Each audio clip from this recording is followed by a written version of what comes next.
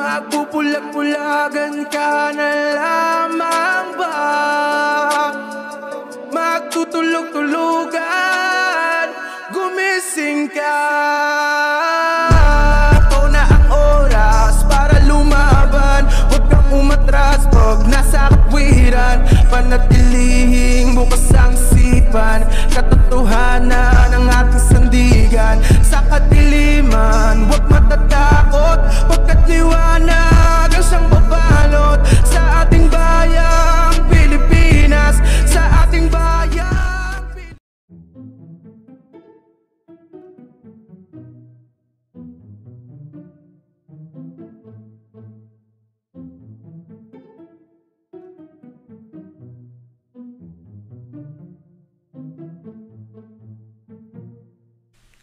Hello, magandang araw mga kababayan. So, shout out muna tayo. Shout out dun sa mga nag-comment bago tayo dumiretso dun sa last ano natin. Dun sa main issue. Ma'am, Pinay Hikers Vlog, Dirty Bags Hikers Vlog.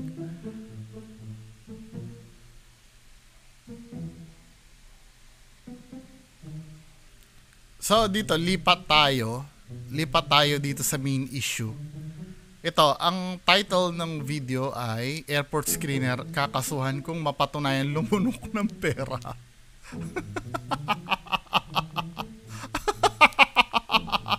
Tingnan nga natin tong video na to mga men. Ano ba to?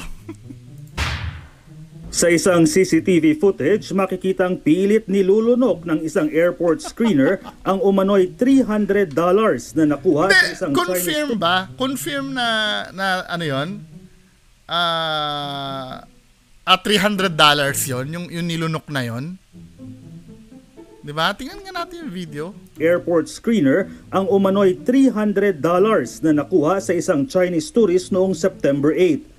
Nagreklamo ang pasahero nang mapansing may nawawalang pera sa wallet niya matapos dumaan ang kanyang bag sa inspeksyon. Ayon sa inisyal na investigasyon, dahil sa reklamo ng pasahero, nilunok umano ng airport. Ay oo, meron nga nilunok, men. Meron nga siya nilunok, oh. Meron siyang kinrampled, tapos nilunok. After na may nagreklamo, screener ang pera para mawala ang ebidensya. Habang nag-uusap po sila, bigla po umalis itong aming na babaeng screener na nawala po siya. Pero yun nga, nakita natin na later on sa CCTV na meron na siyang nilulunok. So, alam po siguro niya na ang next procedure na po kasi namin doon ay dadalhin po namin siya sa private screening area. Na kung saan titingnan. Oo, siyempre taga doon yan, alam niya na yung mangyayari eh. Yung procedure na gano'n. Kasi siyempre, may nagreklamo nga naman.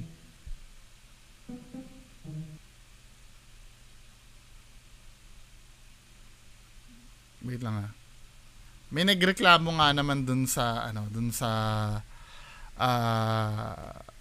nag-i-screening. So, dahil alam niya na yon, ayan na siguro ginawa niya. Ito siyempre papasok na naman tayo sa wag mong husgahan, 'di ba? Wag niyo munang wag niyo munang husgahan. Pero itong niya, sinubo niya na to. Hindi naman gamot yan. Let's say, siyempre ang unang papalusot niyan, may sakit kasi ako, may iniinom sa inisyal na investigasyon. Pero ang laki tinawa, papakita dito eh. Nilunok umano. Ayan ang laki niyan, men oh. Ano yan? Pwede ba silang kumain dyan? Pwede ba silang kumain yan? Nang ganyan?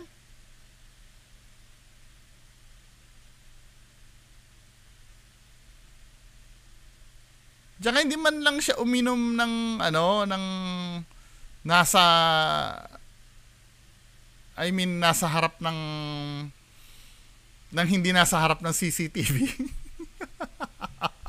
Sa bagay, hindi naman halata pag tinignan mo sa taas, hindi naman halata kung may CCTV or Minsan mahirap talaga ispatan kung may CCTV o wala eh. Pero sumaktong humarap siya, oh. Di ba nakakahiya? Ano ba yan, ate? Ito talaga kitang-kita mo na yan eh. Ako, halimbawa, kung may nawawalang pera, tapos siya yung suspect, tapos, ito na lang isipin natin, syempre hindi naman natin alam kung ninakaw niya ba talaga o hindi.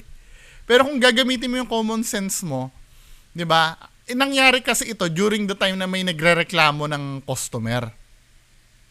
Di ba? Dahil nagrereklamo na yung customer, gusto ko nagko-comment dyan sa baba si Sir El Jaco kasi alam ko nagtatrabaho si Sir El Jaco sa ibang bansa na ganyan eh. Sa airport ka rin, Sir El Jaco, di ba? Kasi pina-show sa akin ni Sir El Jaco yung mga ano nila dun eh, yung mga ginagawa nila. Kaya lang, si Sir El Jaco yata sa likod, yung sa may baggage. Tatanungin ko, may opportunity ba kayong mangnenok ng bagay dun? Hindi ko sinasabi magnanakaw si Sir El Jaco pero may chance ba na kung gugustuhin mo, kaya mong magpuslit ng ano doon? Maluwag ba yung ano? Hindi hindi ko kasi alam ang standard ng ibang bansa sa ganyan eh. Kung maluwag ba yung screening nila doon sa inyo? Hindi ba kayo kinakapkapan doon pag lalabas kayo? Anyway, dito muna tayo mag-stay dito sa issue na to. Kasi dito, kung gagamitin mo yung common sense mo, di ba? May nawala na passenger. So dahil may nawala na passenger, natural lang may magrereklamo Then ito hindi ko iniisip na magnanakaw na to si ate. 'Di ba? Dahil may nagrereklamo, bigla siyang may sinubo. Ito 100% may sinubo naman talaga siya. Kitang-kita naman talaga dito eh. 'Di ba? Na may nilagay siya sa bibig niya. Kitang-kita dito. Hindi nga lang natin malinaw kung pera ba yan o hindi. Huwag na muna natin isipin na pera yan. 'Di ba? Suddenly may nagreklamo tapos biglang isusubo mo ng ganyan. Ano pa iisipin natin? At let's say, ano ba yan, gamot ba yan or pagkain? Pwede bang kumain doon habang nagtatrabaho ka? 'Di ba? Pwede ka bang kumain doon? Kung gamot naman yan, anong gamot yan? Ang laki niyan, men. Ano ba, may sakit kasi si ate, kailangan niyang, yun ang mga possibilities na pwede niyang palusot niyan eh. Iinom lang akong gamot. Pero ang laki niyan, men. Di ba? Come on. Ang dito, ang na-determine dito sa video pa lang na to, may nilunok ka. Hindi nga lang malinaw kung pera yan o hindi. Pero, may resemblance sa pera na nilukot eh. Di ba? Ano ba? Hindi. Kung hindi pera yan, ano pa ba yan? Ano pa ba yung pwede lunukin niya na yan? Kung hindi pera yan. Kung hindi pera yung inano niya, ano ba yung pwede lunukin niya na yan? Tissue paper? Ba't ka lulunok ng tissue? Pwede mo naman itapon yun. Di ba? Ano pa ba? Ano, popcorn? Saan ka nakakuha ng popcorn? Magpatuloy nga natin. Ng airport screener ang pera para mawala ang ebidensya. Habang nag-uusap po sila, bigla po umalis itong aming na babaeng screener na nawala po siya. Pero yun nga, nakita natin na later on sa CCTV na meron na siyang nilulunok. So, nawala na pala siya doon sa senaryo habang ano sabi? Anong na babaeng screener na nawala po siya. Nawala siya bigla. Yun nga, nakita natin na later on sa CCTV na meron na siyang nilulunok. So, alam po siguro niya na ang next procedure na po kasi namin doon ay dadalhin po namin siya sa private screening area na kung saan titingnan talaga namin yung buong katawan. May hawak pang mineral water ang airport screener na binigay umano ng kanyang supervisor. Ay, kasabwat! 'Di ba? Binigay na supervisor yung yung mineral water. Kasabwat. Ba't mo bibigyan ng mineral water, men? Ba't mo bibigyan ng mineral water yan? Kasabwat. 'Di ba?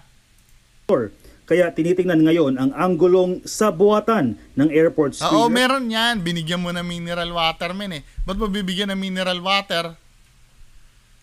Ano yung at para nakasubaybay? Yung ba yung ito ba yung supervisor, ito ba? Parehas sila ng eye delays yata amin eh, oh. Di ba? Supervisor. Kaya tinitingnan ngayon ang anggulong sa buwatan Oh, ito yung supervisor. ng airport screener, supervisor at isa pang x-ray operator. Lahat po ng Tatlo sila, miyembro ng checkpoint will be subjected po to investigation. Ako, yari. Pero initially po, tatlo lang muna yung aming na-identify ng ating mga investigators na posibleng kasangkot dito sa insidente na ito. Sa kopya ng affidavit na naunang naisumite ng screener sa investigating committee, itinanggi nito ang pagnanakaw. I was accused of stealing. It was alleged that I swallowed the money because I drank water. I said that it was false, and I never stole anything from the passenger, nor swallow. Ay, ano yung sinwallow mo? Humingi rin umano siya ng tubig dahil na-stress siya sa pagrereklamo ng pasahero. Na-stress siya dahil sa pagrereklamo ng pasahero? Kaya hindi ka lang basta uminom, may sinubo ka, mami. Naka-iWatch pa yata si mamo. Diba? Ayon naman sa OTS, 7 taon ng Ayan o, may bumubukol sa ano mo. Bumubukol ba ang tubig sa sa cheek? Sa pisngi? Bumubukol yung ano niya oh. Bumubukol yung pisngi niya. Ang bihira naman, ma'am. Ano ba yan? contractual Ayun oh!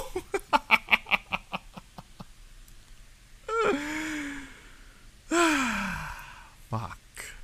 employee ang naturang airport screener.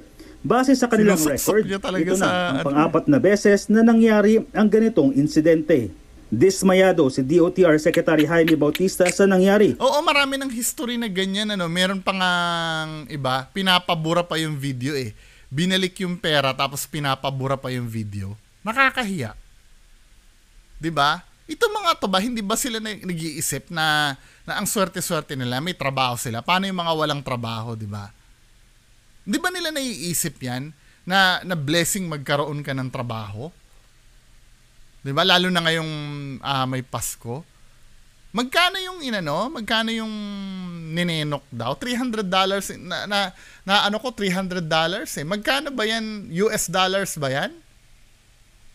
Mamaya, baka Hong Kong lang yan. O let's say US dollars yan, O, US dollars, $300 US dollars. Kinonvert ko na kanina mga men eh.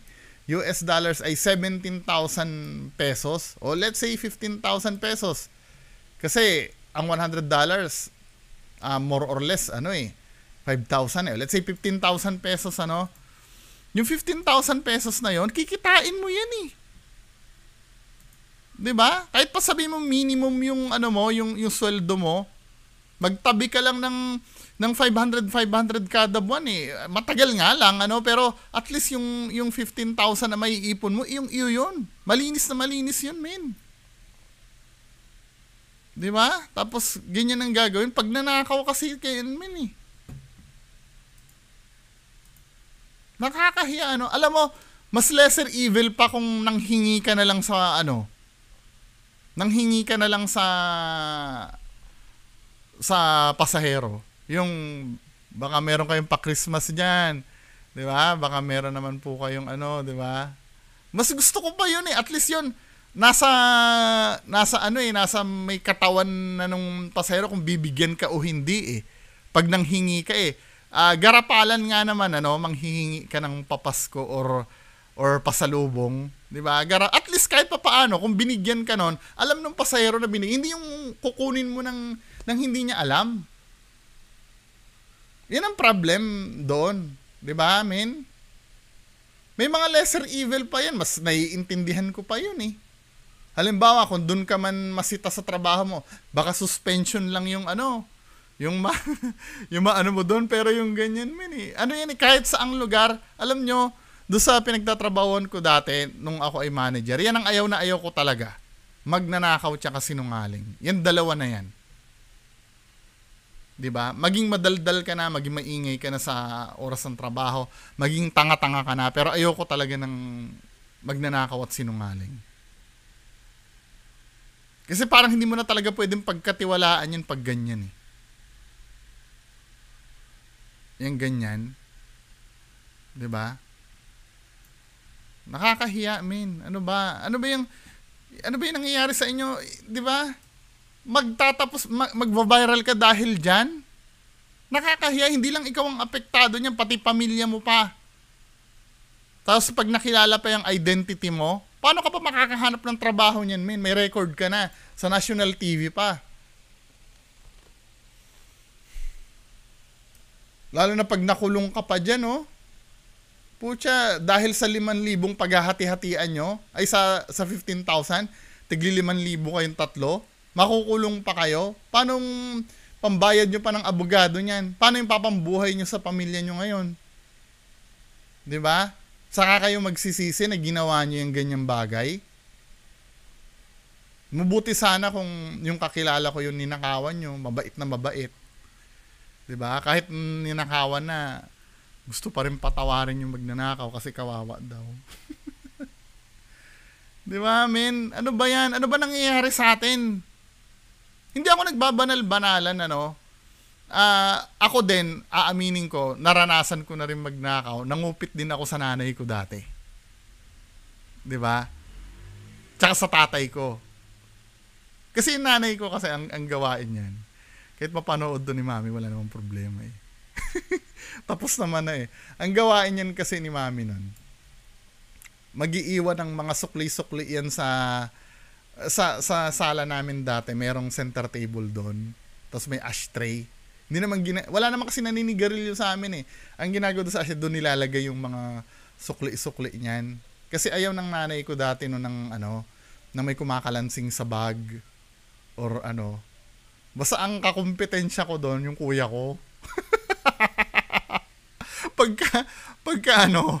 pagka nandyan na, kanya-kanya na kaming dakota ng iniiwan doon. Ang nagiging problema nga lang, pag halimbawa, bibili ng something, halimbawa, bili ka nga ng dyan, ng sa tindahan, ng kung bili ka ng thumbtacks, or basta, meron pera dyan sa may ashtray dyan ka kumuha. Wala na. Doon nagagalit yung nanay. Yung nanay ko, sinong kumuha nun? Magtuturoan na kami kung sinong kumuha.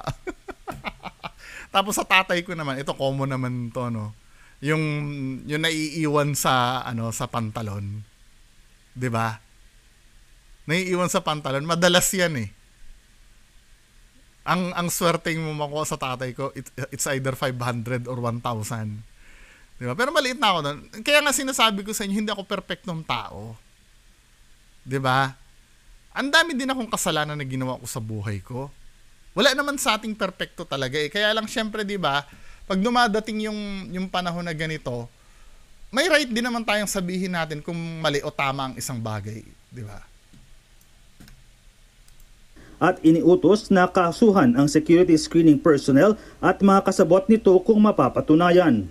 Para kay Senator Grace Poe na chairman ng Committee on Public Epal na naman. I mean, sino nagboto dito? Hindi, baka hindi lang ako aware. May ginagawa ba talaga to si Grace Poe?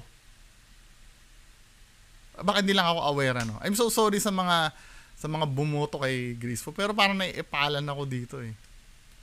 Pati sino pa ba 'yon? Robin Padilla. Services, nakakagalit at nakakahiya ang pangyayari.